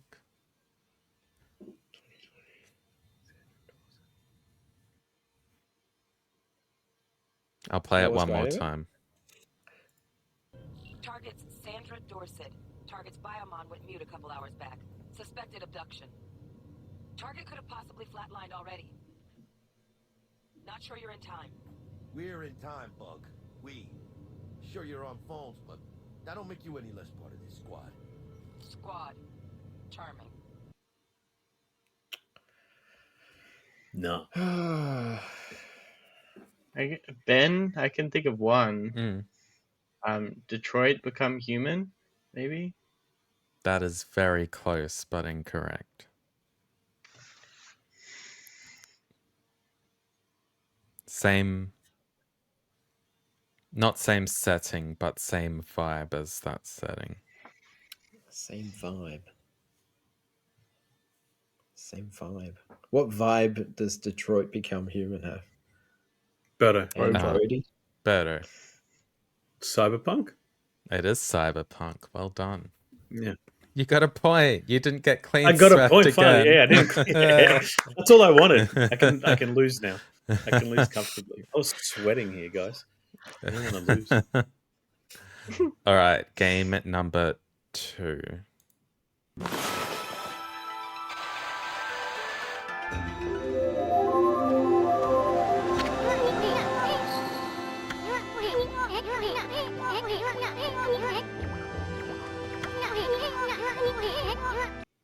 Jamie. Better.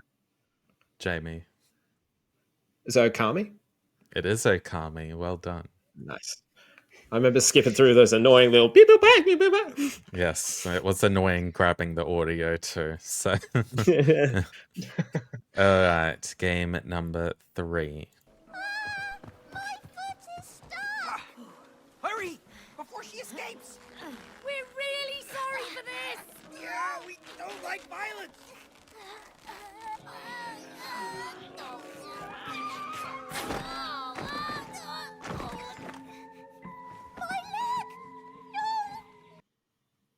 Ben, Jamie.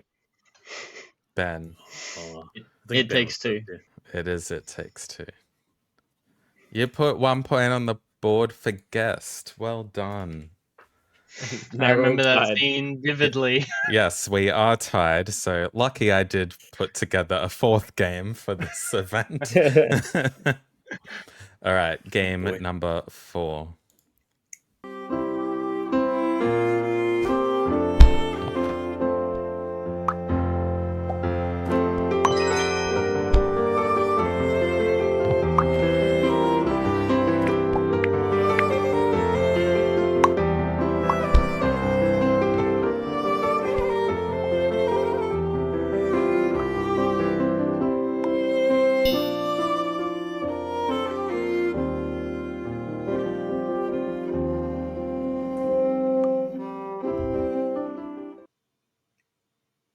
Berto.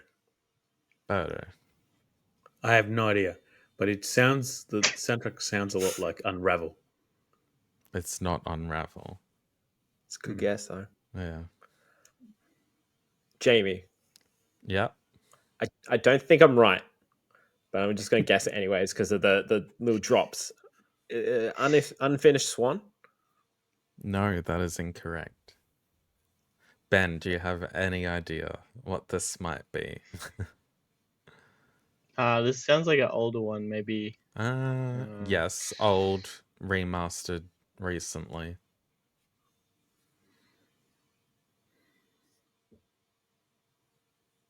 I don't know. I got nothing. Katamari? I don't know. No, it's not. All right, I will look up a clue.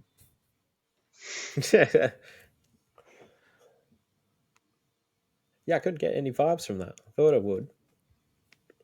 It's distinct little pops along the way, almost like bubbles. Berto. Pikmin. It's not a 3? Pikmin game. 3? All right, I'll read part of the wiki page. This game is an indie puzzle platform video game developed by Numbered None. The game was originally released in August 2008 for the Xbox 360's Xbox Berto. Live Arcade. Yep, Braid. it is Braid. Well done. Yeah. You won. Once you Finally. said, Xbox Arcade. Yeah. Sweet. I'm happy with that. I'm not. Good 'cause rating. You won. I'm the greatest of all after time. Brad said Xbox. Yeah. Disappointing. Hey, did you notice how much I tried? I'm just saying my name and I'm just saying anything at that point, honestly. But I had a whole I list don't of- know. I don't know, but it could be the following. Alrighty, so that's another game in the books. I am still at the top on 7. Berto has scored points for the first time in years. He's on 6 now. Brad on. is on 5. Obviously, he couldn't score any points this time. And guest, good work, Ben. You've been the first guest this year, I believe, on the show. So you're repping the guests very well. They are on 1. And that is the end of this week's episode of the NextPlay Podcast. You support the podcast by leaving a 5-star review on wherever it is you are listening to us. And don't forget to check out next-play.com.au for the latest video game news and reviews. Assassin's Creed Shadows is up right now. And Split Fiction will be up when, Brad? Very Soon. Very soon. And if you're watching us on YouTube, make sure you hit the like, subscribe to the channel, and comment down below on just how much you think EB Games will give you for a sealed boxed N64 console. I've been your host, Jamie, and you can find me on social medias, Instagram, mainly JamieX66. And joining me today has been Brad. You can follow me everywhere at Brad_EXP and on Blue Sky, Brad Goodwin. Berto. You can find me on Instagram as pause_gamer. And of course, Ben, and do you have any articles that you want to plug as well while you're here? I did happen to release an article earlier this week called Ubisoft, The Rise and Fall of a Legend, going through Ubisoft's classic titles to their more recent failures, shall we say. Kind of wondering, hinging if Assassin's Creed Shadows will help or hinder them more. So by the sounds of your review, Jamie, it sounds like it's going to go well for them, which is good because there are a lot of games that they're working on that I want to play. So as much as they've done some poor things in the last few years, I do want to see them get back on top. So you can find that at qualbert.com, and you can find me on Instagram as Captain Trophy Hunter. Arigatou gozaimasu. It's a really good article as well. I gave that a read earlier in the week, so make sure you go check that out. Thank you everyone for listening, and we will see you next week. Bye.